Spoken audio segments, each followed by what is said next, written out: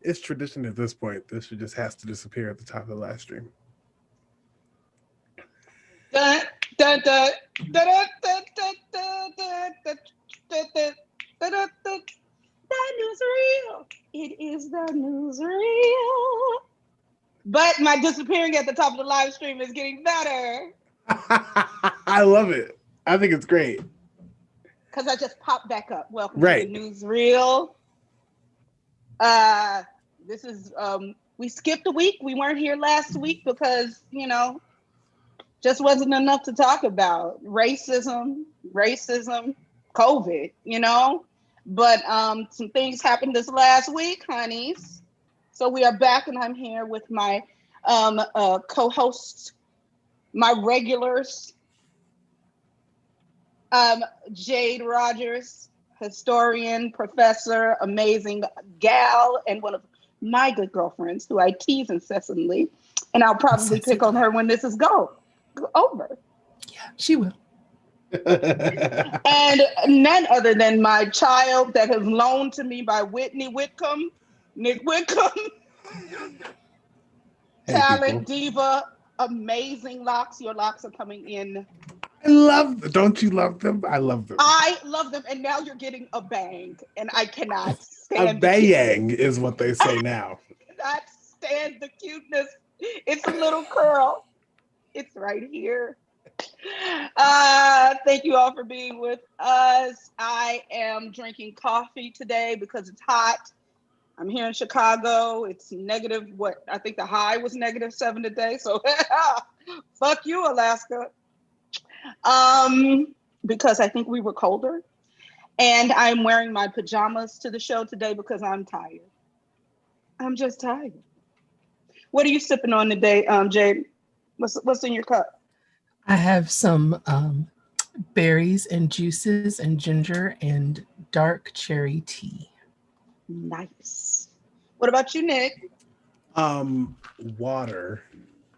You have been so well hydrated through the shows. I have last several I've weeks. been drinking. I've just been drinking a lot of water. I haven't been drinking much of anything, including alcohol. I haven't been drinking a lot of alcohol either lately, which is a feat. I haven't either because I think I broke my liver at the beginning of the pandemic. See, and I stopped. Like that's kind of when it all stopped for me because I in the first couple of nights I was like drinking, then I was like, if I don't have to go and do things the next day, I don't get to like work through my like irritability and other things that come with drinking the night before. So I just kind of stopped. Drinking. Yeah. I was proud. It was good. Natural. Well, you look good. Your skin is clear and you're perfectly hydrated. I'm certain if I pinched you, your skin would just bounce right back. So I'm talking about things that seem so lighthearted and frivolous because I'm like enraged, like I'm seething on the inside. I watched the news, so you all don't have to. That's my thing. This is what I give back. This is my gift to the world. And as I was watching the news this week, we all know about the House vote. Marjorie Taylor Greene, representative from North Georgia, from a district in North Georgia, the whitest of white women. And she's also cuckoo for Cocoa Puffs, a QAnon supporter, and all kinds of crazy and racist, who ran uncontested in her district. No other Republican would run against her, which is why, and it's a Republican district, which is why she's there. Marjorie Taylor Greene was asked by Kevin McCarthy, the minority leader in the House, to just kind of stop. Just don't talk about conspiracies. Continue to be racist. Just don't talk about QAnon, okay? Is that okay? We won't get into you and insurrection. You don't need to be punished for that. We might punish Liz Cheney from Wyoming. We might punish her maybe for, saying that the former occupant of the White House that caused the insurrection with his rhetoric and his Twitter was wrong. But hey, Marjorie Taylor Greene, QAnon supporter and psychopath, gun-toting crazy. We don't have anything to say to you. So Nancy Pelosi said, you're not going to threaten to shoot me in the head and get away with it.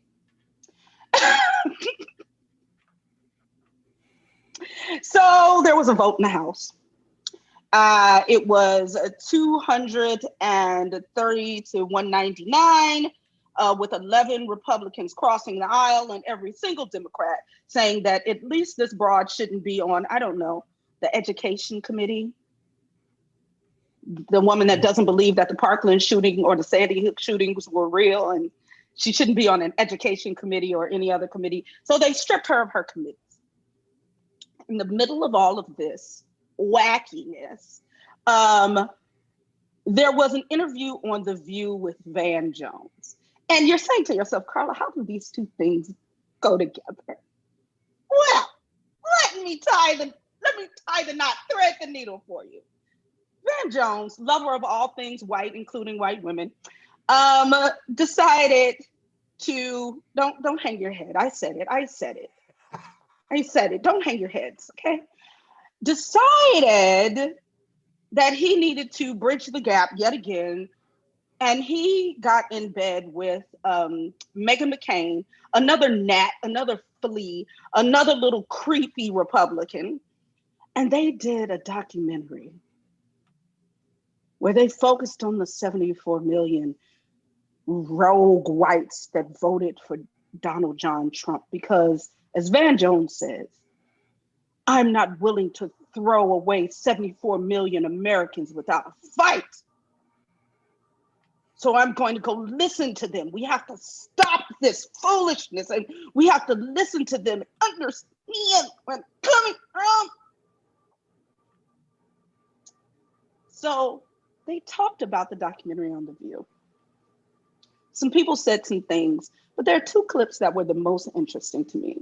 Sunny Hoiston, lawyer, I forget, like she was she Defamation League or she was a federal prosecutor that worked in sex crimes. She's and Ana Navarro, ex-Republican operative, and the angriest Cuban woman I've ever seen. Just mad. Oh, she's mad. She's mad. Anna is also a prosecutor or a lawyer, yes. At least. Yes. So these two women both asked young Vangelis Jones some tough questions. Now I wanna play those clips. So if Nick, my resident millennial, can hit the button, let's watch. Now, it's funny because, as you all know, I am an avid watcher of The View. So when Carla texted about Van Jones, I was like, you watched The View? Yes, I did. Spend a lot of time, threading the middle and trying to unite people. But there are those who really accuse you of being a political opportunist, a chameleon, so to speak, who provided racial cover for former disgraced, twice impeached President Trump. You said this, and I quote, Donald Trump, and I get beat up by liberals every time I say this, but I'm going to keep saying it. He has done good stuff for the Black community, opportunity zone stuff, Black college stuff. There's a side to Donald Trump that I think he does not get enough credit for. Yet, just recently, you cried on CNN when Joe Biden was elected the 46th president, and you said it's easier to be a parent now. Character matters now. Truth matters. You even mentioned George Floyd and said a lot of people felt they couldn't breathe. People in the Black community don't trust you anymore. What is your response? Oh, well, I don't think that's true. The entire quote I said was that Trump has done a lot of good stuff he doesn't get credit for. And then I went on to say the reason I didn't get credit for it is because he's done all this horrific stuff, said all this horrific stuff, and it completely erases what he's done. But what happens is social media will take the clip, but they won't show the full context. And so what I will say is this: my entire life has been about bringing people together to solve tough problems for people at the very bottom who don't have anything. I've spent 25 years fighting against the prison system. I have helped to close 5 abusive prisons. And by working with Republicans at the local, state, and federal level, and yes, including the Trump administration, I have helped to pass 18 bipartisan bills. We got 14,000 people out of the federal prison system with the First Step Act and more to come. We got 70,000 human beings. Because we don't need to hear Van ride his own dick anymore. Let's pop to the Ana Navarro section of this interview. Okay. I'm really upset that they don't have the end of that clip, because the funny part of that clip is when Joy was like, "Oh, you're done? Okay, let's go to break." Yeah, because Joy had no interest in talking to him at all about anything. Joy was like, "Yeah, I don't hear what you're saying." I'm so glad Whoopi wasn't there, so it could be this shady. Right. Here we go. Here's Ana. Look, I lost a lot of Republican followers and people who trusted me in the Republican Party because of the positions I took against Trump. And Sonny is right. You've lost a lot of people who trusted you and who saw you as a voice because of the positions you took during Trump. And in 2016, you and I were probably the two most vocal critics of Trump during the campaign on CNN, to the point where it was reported that Jared Kushner went in and met with executives at our parent company and asked that you and I be fired. And then, all of a sudden you show up working with Nepotism Barbie and Nepotism Ken, and you work and showing up, in pictures with Eric Trump and with Candace Owens. And so I think there's people who wonder, and I'm one of them, how did that evolution happen? How did you go from being this very principled critic of the Trump administration, as I was, to all of a sudden being in the White House, celebrating with them and being, and posing for pictures with Candace Owens? I mean, can you explain the evolution to people who are puzzled by it? Look, there's no evolution. When Obama was in office, I was working with Newt Gingrich. I was working with Republicans then to get people out of prison, to put the people first. When you are in federal prison, you don't get to vote. You don't get to be on Twitter. You have you have no opportunity to impact what's going on. As much time as I spent in the Obama White House working with them, trying to get people out of prison, if I then said, we have a new president, I'm not going in there for 4 years or 8 years, it was never then about the people behind bars. It was about me. I am proud to have worked on the First Step Act, which passed in a bipartisan landslide and supported by people like Hakeem Jeffries and Nancy Pelosi to get that done. And I was a person who was willing to go in there, and I will do it with every president to get people home from prison. And I continue to critique Donald Trump. If you look at the coverage on CNN, I would critique him every single day. That would never go viral. Then when I would say anything to give him any credit, it would go viral. And so we have a world now where if 95% of what I've said on CNN, I wouldn't even be on CNN if I weren't doing my job as a Democratic critic of the Republican Party. But when they do something right, I'm going to say it. And then I'll get beat up for saying it. And I don't get the 95% credit. But that's what we're trying to fix. Yes, Van, you did I work things with like, Republicans and Democrats, and I give them credit where it's due, and I kick them in the butt when it's good. But you did things like take smiling pictures with Candace Owens, who I think is very hurtful. Okay, do you not regret that? Do you not see that you're giving her legitimacy? You don't regret taking pictures, smiling pictures with Candace Owens? I mean, how does that help the issue? Lots of people. Anna, you're going to have to take it outside. Thanks to Van Jones. There we go.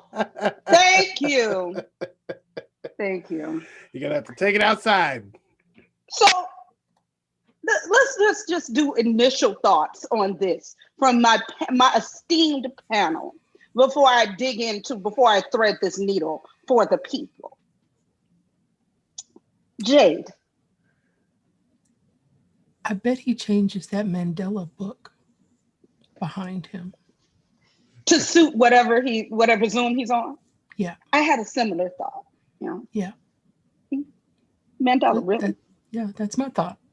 He changes those books. Like he changes, positions. Because Eddie Glaude's bookcase looks blacker and more blacker every time he's on television. Eddie Glaude's bookcase it started out dark skinned and now it's just deeply Nubian. Like, I know where he stands. I know where the professor stands. I know where Reverend Al Sharpton stands with his crazy perm. I know whether I agree or disagree with a lot of these people, I know where they stand. But enough for me. Nick, what does your generation think of Van Jones? I mean, we don't think of Van Jones much. I mean, the thought of Van Jones is exactly what I was really happy to see when Sonny asked that question as I was watching The View. Which for those that want to see it live every day, you can watch it on Hulu around like 5 o'clock is when it shows up.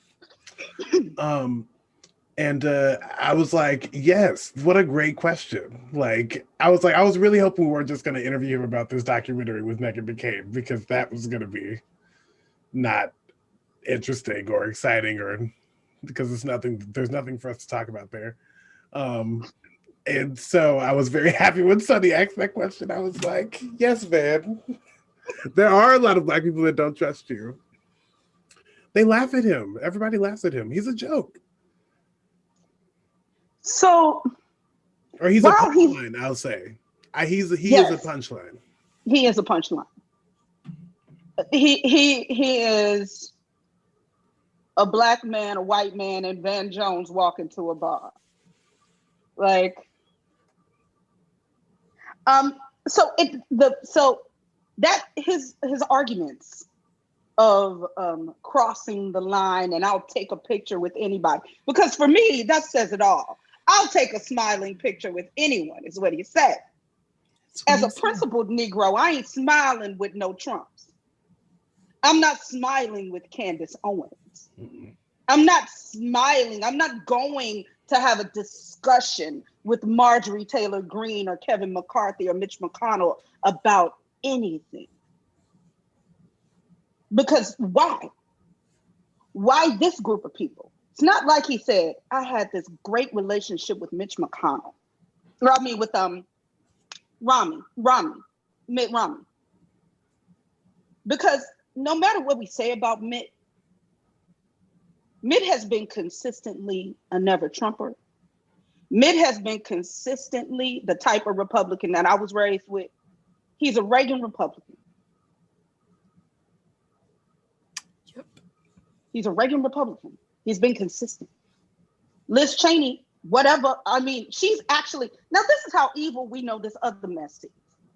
Dick Cheney was actually Satan. Like, we can all agree that Dick Cheney is literally the walking embodiment of the devil. I don't think anyone who was raised on 90s politics will disagree with the fact that Dick Cheney went to hell and fought Satan and won. Liz Cheney was raised by the devil. And anytime people that are that deeply invested in capitalism, racism, and evil can look at something and say, oh no, we don't do that here.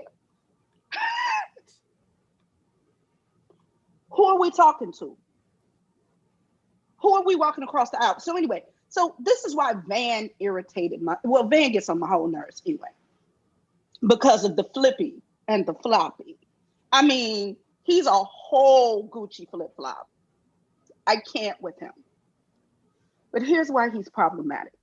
Do we have, and I'm literally, like the way those right-wing crazies talk about Alexandria Ocasio-Cortez, who is actually just a reasonable little Dominican girl who was raised super poor that just doesn't want other people to be as poor as she was.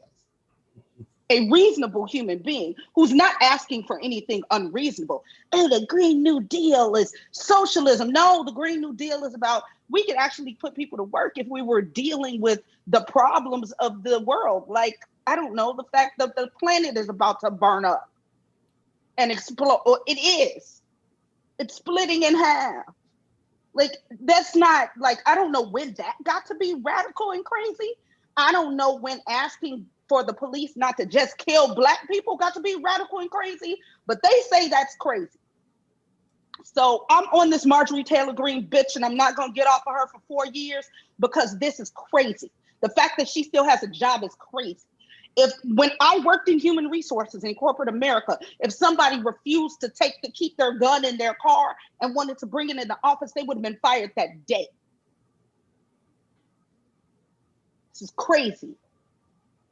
So the Republicans slapped her on the wrist, took her in her office and told her, you have to stop saying QAnon things.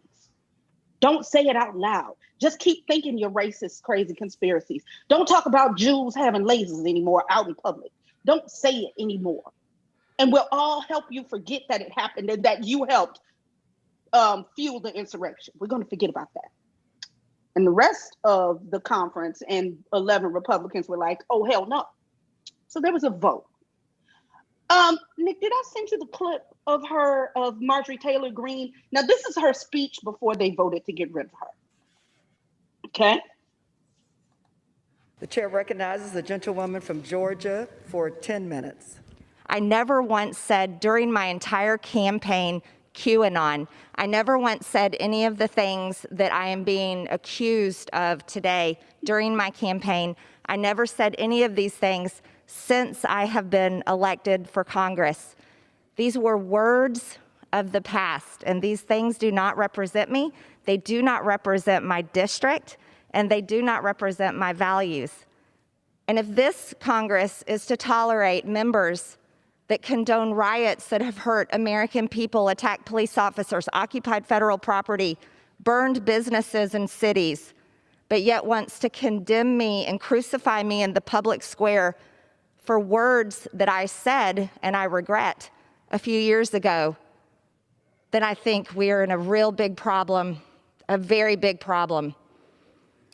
The gentlewoman's time has expired. They'd have made Jay hold her Jade, head. are you okay? We got a real big problem. We do. We do got a real big problem. Because, Now- like, here's the thing. If you didn't say things that, I mean, if you regret the things that you said, then why are you wearing a mask that says free speech? Like, that doesn't even help your cause, because before your mask said Trump won, which means that what I'm supposed to take from that is that you think that everything that you're saying is free speech and should be admissible when it's all just incorrect and wrong and dangerous. So Now, she crazy. the part of her speech that was the most interesting wasn't in that clip. It was the part where she talked about hearing about things and then going to the internet and then being allowed to believe that they were true. She was allowed to believe. Isn't that some logic that you only get as a white person? I didn't really they let me believe it. Nobody tried to stop me from my beliefs, but I feel like I'm always censored. And I feel like I'm being muffled, and I feel like I'm being controlled because I'm not being allowed to bring a gun to my workplace with the people that I threatened to kill while I was on the campaign trail with an ad, with a gun and part of the squad on it. And it was intentional because you couldn't have no blackface on there. So you didn't put the black woman, you didn't put Rashid, sister, bald, beautiful. To leave? Ayanna? No, Ayanna. You didn't put Ayanna Presley's face on that campaign poster because you knew that was overtly racist. So you did the two Muslim women and the brown girl who white people don't know who she is because they just know she's not white. So that's okay. So you threatened to kill two Muslim women in your ad, but everything was the past, and I shouldn't be penalized for things I said in 2018. Bitch, it wasn't 16, 18. You talking about the shit like it was like 2018 was 70 years ago. So anyway, or she was just in college experimenting. I just dabbled in racism. I only sniffed experimenting it in once. racism. That's you got to try it. I only sniffed the racism once. I didn't keep using. Yeah. But here's what's very interesting. So this is why your vote matters. We don't say hashtag vote. And if we have not learned yet that every single vote matters, this is why. Because there were enough people, rational, sane people who had been voted. And I'd like to be clear, one of my Illinois Republicans is on that list of 11 that was like, I'm not doing this with this brawl. She got to go. You know, so this is why we know every vote matters, because she doesn't have any committees. She can't actually, so for the next 2 years, because I think she's only 2 years. I think she's up for re-election. This was like a gap. Somebody died or something in her district, whatever. So in the next 2 years, she's going to be up for re-election. But for 2 years, we don't have to hear her voice on the floor of the House. She ain't got nothing to talk about because she's been shut down. She's been punished for her crimes because you can't threaten to shoot Nancy Pelosi in the head. But right after she was dismissed, the resolution had passed, she started talking on Twitter. She started tweeting, because this is what these motherfuckers do. They tweets. So Nick, you pull up these tweets I pulled. This is from literally this is the last like 36 hours, okay? One of them says, thank you to the more than 22,000 America First patriots representing all 50 states who supported me with generous financial contributions this week. Save America, stop capitalism, defeat the Democrats. Stop socialism. Oh, I'm socialism, I'm sorry. Now, here's the thing. It has 16,000 likes. Look at the amount of people that are engaging with this broad. Because I'm going to get to my point about Van Jones in a minute. On the 7th, today, this was this morning, 6 a.m. This broad was up at 6 a.m. in the morning. She says, it took 1 month for Democrats to figure out they can't stop me, that I won't compromise, cave, or be whipped into submission by anyone. It's people over politicians and hashtag America first. And no matter what, they still can't stop me. This morning. This is 21,000 likes. She's been retweeted 4,200 times. It goes on and on. Oh, this is my 2 hours ago. Well, it was more than 2 hours ago. It was a long time. That's when I screenshot this. Trump is, all caps, our leader because he put America first and will never back down. Neither will I. Well, she says neither. I'm certain she says neither because she was raised, by wolves. Republicans attacking Trump are the same never Trumpers that rode his coattails when it was politically convenient. Abandoning Trump will cost ours the majority in 2022. They just don't get it. Screenshot of Liz Cheney being a human being on television. Get rid of this broad's ugly face, please. Mush face hoe. So she's just so stupid looking because she's so stupid. She's racist. It's not Trumpism, it's racism. Anyway, so I point out the number of people that are engaged with her and this craziness and her ridiculous self. Because what Van Jones is asking me to do is to forget that's happening in the world. To forget that these are the people that voted for that awful, terrible, disgusting, despicable man. These are the people that tried to disenfranchise 4 states worth of Black folks vote.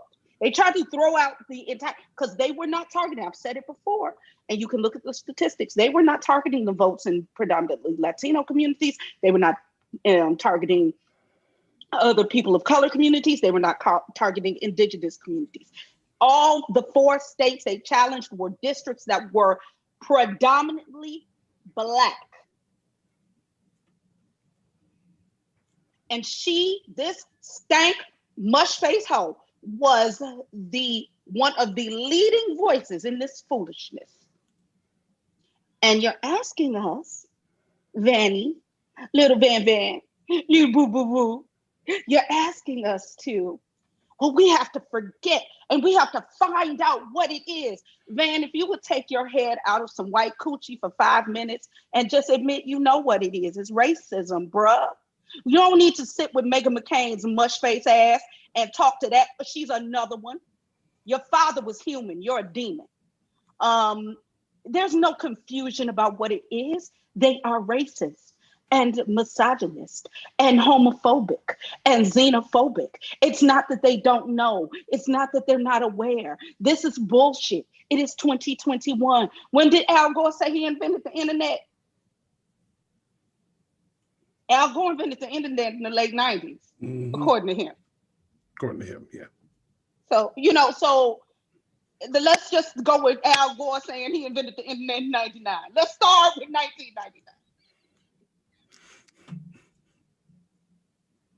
Y'all done had all the access to the whole world. You did what? And now you and Meghan McCain are doing a documentary because you're not gonna leave 74. Y'all gotta go watch the whole thing. You gotta watch the whole View interview because he literally says out of his mouth, I wasn't gonna leave 74 million Americans on the table uncontested. Panel. First of all, you two, I know this is why I'm wearing my pajamas. I'm tired too, but y'all cannot spend the show looking weary. Y'all just can't. Well, it's just so exhausting. Because my thing is like, I don't know why. Why is this a fight that I have to have with people? I don't understand why it's a conversation that how am I don't want to talk to those people because those people have proven to me that they are unproductive. And I don't want, and there are people that are also on my team that are also highly unproductive that I also don't want to talk to. And right now I don't want to talk to them either. So I'm not, unless I'm telling them what's going to happen and not really asking them for any questions because they don't have any answers. Anybody, it's foolishry. But I'm just I'm like, if you got the energy to talk to Meghan McCain, which I don't know how anyone has the energy to talk to Meghan McCain. I'm like, that poor child, poor little Liberty doesn't know what she has coming for her in her entire life. But I just, I just want people to stop pretending like things aren't happening that things haven't always been happening that are egregious that we need to discuss that you don't want to discuss. That you want me to set aside. Things are happening like, I don't know, January 6th, when there was the insurrection and you murdered a police officer with a fire extinguisher. And you put another police officer's eye out. Here, let's take a moment. Because we have discussed it before. It's one of my favorite topics. White people equivocating. In not one, Black Lives Matter. And if I hear one more of y'all say BLM, I'm stabbing somebody in the face. Black Lives Matter rally, movement, any gathering. No police officer has been murdered or maimed. Not one report. Show me the receipts. Because you can't. These motherfucking white people during Honky Kong 2021, as they scaled the building, beat a police officer into a wheelchair for the rest of his life with a flag, crunched police officers indoors, and one of them is dead. 2 committed suicide.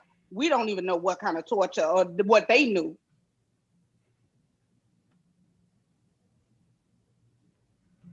Man lost his eye.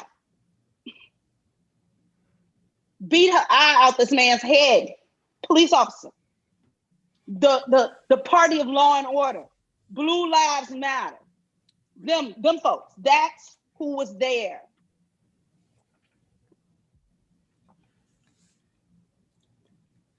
And so we're reaching across the aisle to do what exactly? Because these are the people that just said that there shouldn't be any education money in the stimulus package. The schools don't need money for that. That's what they want to cut out the stimulus package. They want to cut $15 minimum wage out the stimulus package because they can't understand how that's related to COVID. Reach across the aisle and do what?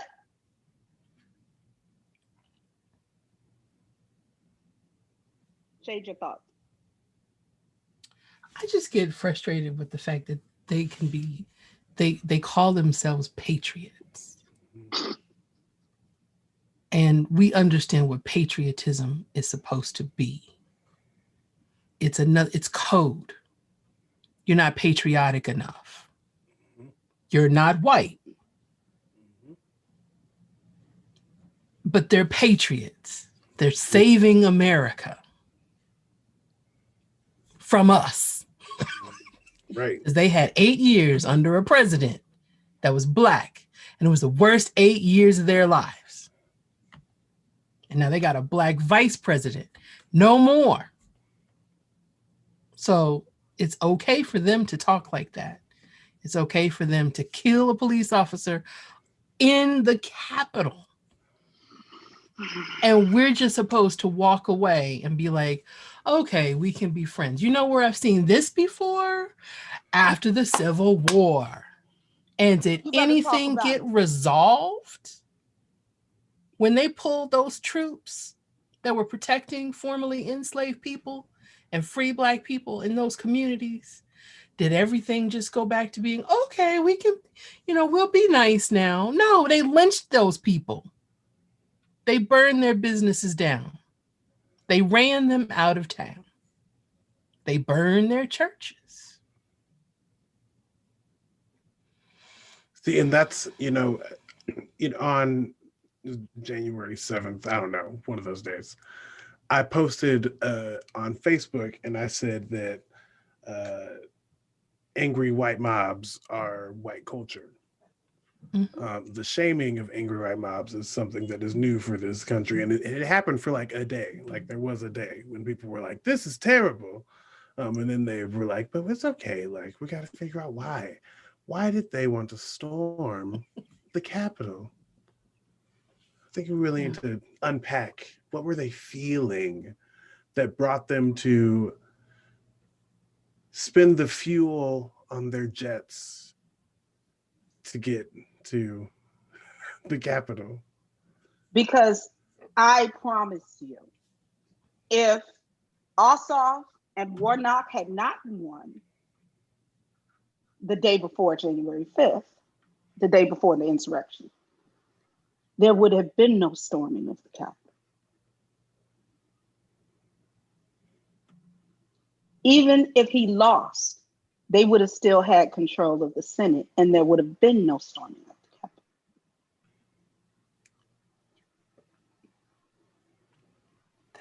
I know, and anybody who has ever read a book knows, that all of this is a direct shot across the bow because Black people, and I love my BIPOC community, I love all the peoples of color, but I need all of y'all to stand down and admit that this win, this House, Senate, White House win was on the backs of Black women. We carried it across the finish line. Period. Want to debate with me? Pull out the receipts. Pull out the receipts. And what was the threat of disenfranchisement, the audacity, the reason these people had the nerve, the audacity, and as my mama would say, the unmitigated gall to storm the Capitol is because Black people made a decision that and they could not abide by it.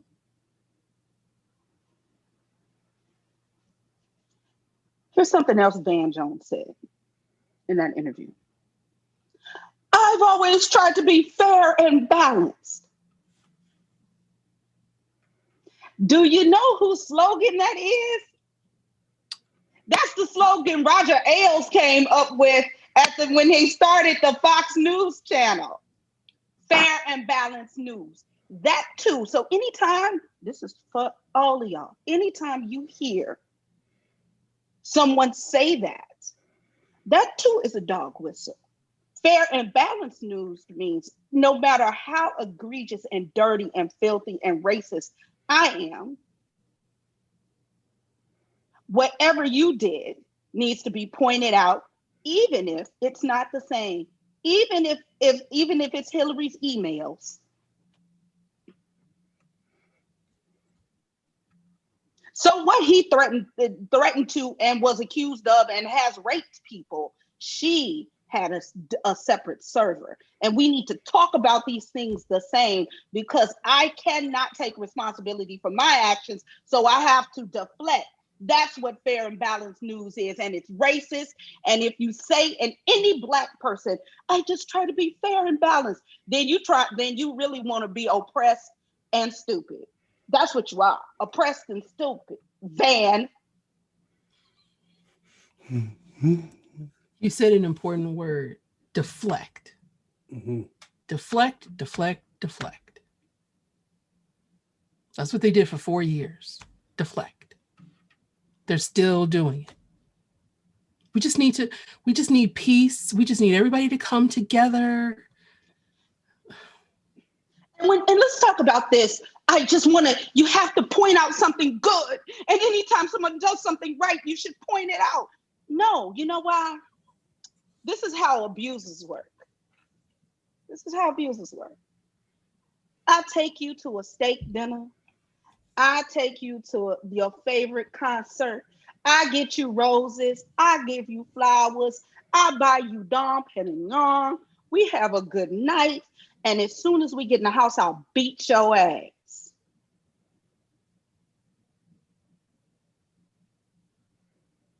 But the next day, I'm supposed to be able to just say, I'm sorry. And it's supposed to be over.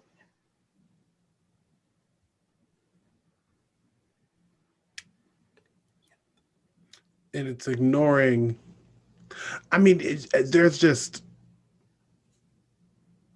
the good things are tainted because you didn't. It's not actually a good thing. Or I know you did it because of a deal. Or I know you did it because you wanted to get this. Or I know you did it because somebody had to convince you. Or I know you did it.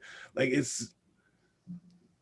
You didn't even really do it. Right. Like I'm not about to pat you on the back for half action that you only took because you were bombarded into it and you aren't actually going to do it anyway.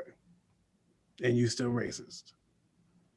Because Van Jones, it doesn't matter that he let you in the White House and that Ivanka let you touch her, because I know the touch of a white woman is truly what you long for, Van Jones. Don't turn the camera off. Don't turn the camera off. You do not turn the camera off, sir. So I know that felt good in your hands, Van Jones. I know it did.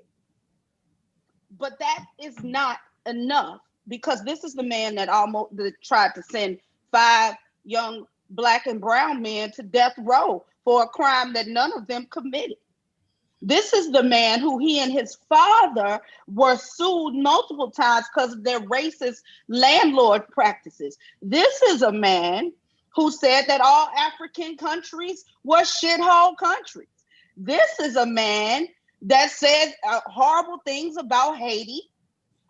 Any place where there has been Black people, he said something negative. But God knows he had never said nothing about Norway. This is a man who's every single bill, everything he engaged in, which wasn't much because he was golfing most of the time, but mostly he was separating brown children from their parents at the border and undermining Black and brown fucking causes and saying horrible things about Black Lives Matter and never speaking on police violence at all. So Van Jones, this fair and balanced shit you're doing is why you have been banished to the island of misfit Negroes. We don't want you. Did we get them kids out them cages yet? Them kids are still in them cages, but Van Jones got something done across the aisle. He has met with Newt Gingrich, goddammit.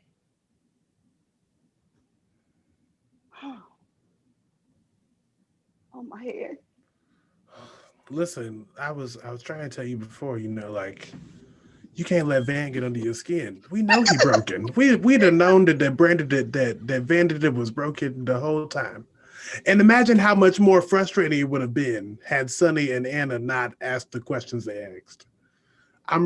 Because it would have been very easy for them not to, because, Yeah, but here's the thing. This is why white culture and racism has gone unindicted for so long.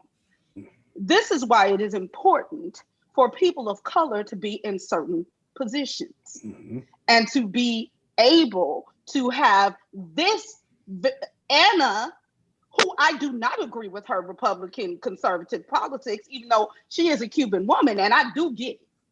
Like, I've had this dialogue with my Cuban brothers and sisters, because I understand why they feel the way they feel about socialism. I understand what the trauma of it. But that woman of color and Sonny had to be there, because Van is the type of tap dancing Negro that white people like to put in front, Meghan McCain, because that's what you're doing with your racist, silly ass. White people like to put in front to be like, see, it's not just, we're not bad. We have a Black friend. Van Jones, you are the Black friend. Here's why Black people being in certain positions is important. This is what else happened this week. My uncle in my head, the new United States Secretary of Defense, Lloyd James Austin III. Uncle Lloyd is what I call him. Has gotten himself into the Pentagon, and he has said he is out here like, this is my last job before I retire. I'm gonna make it right. So I'm gonna leave with a bang. The first thing he did. So I did not know this, but there are 40 advisory councils to the Pentagon. And these are all these groups of people that have been cobbled together from business and so environmental place, whatever. And they represent all these regions in the world, and they advise the Pentagon. They go out, they have meetings, blah, blah. They don't get a check, but they get a lot of perks and a lot of clout. And they go out and they have all these meetings and and they come back and they talk to the Pentagon, tell them, like, these are some of the things we should be doing in the world. These are some of the ways we should be moving. So, because I read, I learn things. I hope everybody does this too. So I learned this. This was new. So what Uncle Lloyd did this week, he did two things this week that cracked me up. First thing he did was, he said, you know what? I know that the former occupant of the White House appointed a lot of people at the end of his tenure to the advisory councils across the world. Some of the Corey Lewandowski, criminal, friend of Trump, bunch of other names. If you go down the list, these people, like, some of them have just recently been pardoned. He appointed all these people so he could keep his ear to the ground and know the business, because he doesn't care about security. He cares about how he can use things to make money. And so Uncle Lloyd just dissolved every single advisory council. He was like, I don't want to look like I'm picking on Trump people, so everybody got to go. He fired almost 400 people.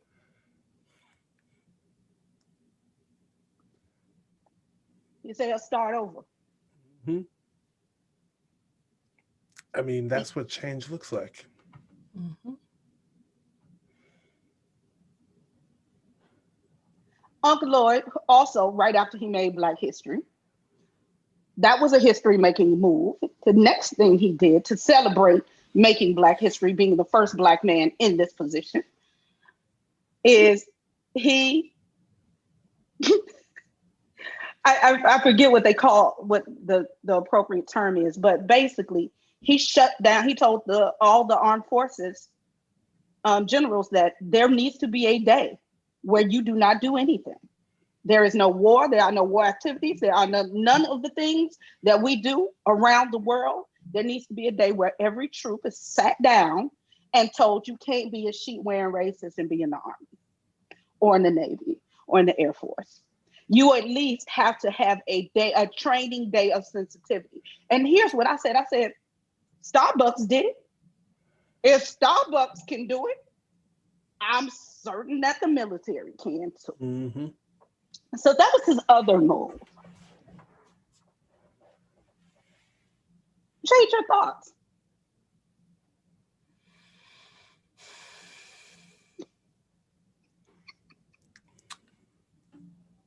Change, oh man, in this country. Because you know they big mad at him, right? They're big mad. Yeah, but it's so entrenched. And we know it's entrenched in our military. We know that. So I'm glad that he's there. He's there for a reason. And he is, from what I can see, trying to get at some of that and dig some of that root out. It's going to take some time. Mm-hmm. And that's just one wing of our government that you can start to dig. We need more. You know? Where are these people? And then it's going to be, is he going to work with the FBI to keep tabs on these people? Because my thought is, when you let all those people go, you still need to keep an eye on what they're doing. Mm-hmm. I mean, they even keep an eye on us for forever, so might as well keep an eye on the actual terrorists. Well, you know, the fact that the United States still doesn't have an action plan for homegrown national terrorists, for American-born terrorists. There's nobody tracking until Honky Kong 2021, the insurrection. Mm-hmm. Nobody was tracking. The government was not tracking hate groups and American hate groups. Right. That was left to private citizens and organizations like the Southern Christian Leadership Conference. No. Southern Poverty Law Center. Mm-hmm. Southern Poverty Law Center keeps a track on hate groups. So, you know, here we are. Anyway, this was last week in the news.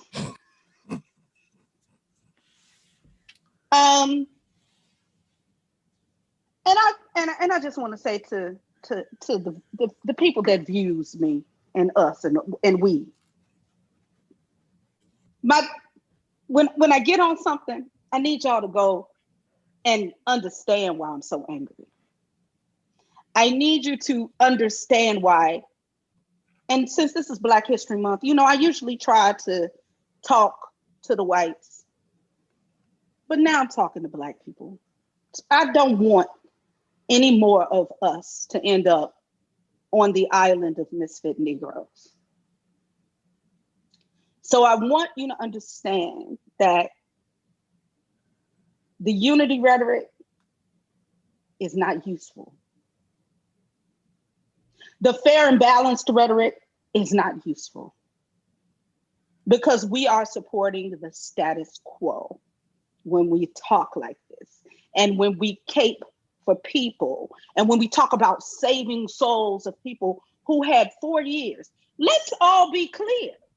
The people that voted for Donald Trump watched him move for 4 years.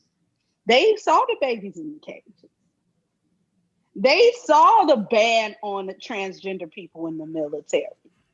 They saw all of these horrific things. They saw the police rubber bullet and mace peaceful protesters all summer. They saw the 8 minutes and 24 seconds that George Floyd was murdered in front of us, and they still voted for him.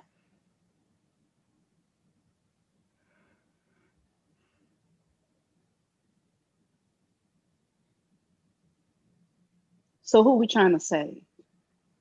My suggestion is that we save ourselves.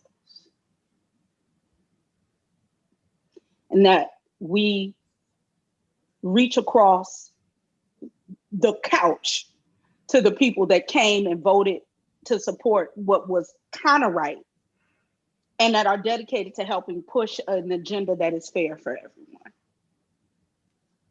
That 80 million people, that's who I'm interested in continuing to have conversations with. Because even those people that had to be drugged to vote for Joe Biden by their nose said to themselves, even though I don't agree with some of these policies, even though I think some of this is socialism, even though I think some of this is not fiscally responsible, whatever I think, even though I don't quite agree with abortion, I can't do this. And those are reasonable people to me. So I would like to end with a shout out. Well, not a shout out. I would like to end with just a lightning round list of, since we're celebrating Black History Month, a lightning round list of the Black people we don't want to be like as we move through the rest of 2021. These are the Negroes that I would like Black people to unequivocally, positively, absolutely send to the island of misfit Negroes. If you don't know where this is, let me explain where the island is. It's a mythical place completely opposite the world of Wakanda. It is where all of the Negroes that have just fallen by the wayside, embarrassed us, and set back the race should be shipped and should live forever. Van Jones is already he's been on the boat. He just embarrassed me even more. Somebody let him take a ship back to the mainland. I don't know who. Away with you, Van, to the island of misfit Negroes. I'm going to do a countdown, and we're going to go around, and we're going to name them really quickly. We're going to do this for a minute. A whole minute? You don't know enough? Okay, let me start you. Okay, Van Jones, Clarence Thomas, Candace Owens. 5, 4, 3, 2, 1. Jay. Tyler Perry. Omarosa. Jay. What's that little guy that's usually on CNN that's a Republican that's always talking nonsense? DeMarco, Demetrius, the something. Him. Paris. Okay. Yes, I know who you're talking about. Yeah. Him. Nick. Stacey Dash. Oh, I will say, oh shoot, I just lost it. Herschel Walker. What's his name? Lil Wayne. Kanye. Anybody Lil right now. All of them. All the Lils. Condoleezza? You know what? No. Condoleezza, through her silence, has at least gotten to stay on the outskirts. Yeah, we pull her back. Okay, I was like, is she Condoleezza back now? is.